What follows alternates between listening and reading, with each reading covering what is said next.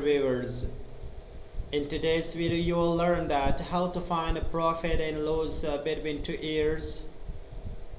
In these are the months of the year, and also this is the current year sales, and also this is the past year sales. But so right now I want to find how was my profit and loss. It means in a January, how was my profit? It means I was in loss or profit.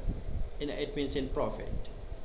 So we will find that one. So for this, if you want to find the profit and loss between 2 years, so you should use this technique and also this formula. For this, you just see here, click the equal button, or after that you should start a parenthesis, then you should select the current year. After this you should minus the past year's sales, then you should close the parenthesis, then divide it into the past year sales like this. Then you have to press the enter button.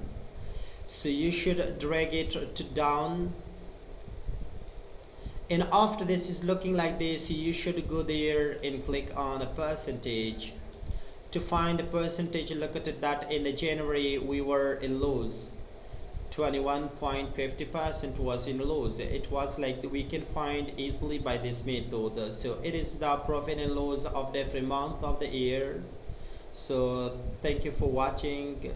If you have any question, you can ask, and also you can comment there, and also you can find this file in my Telegram channel. Thank you for watching.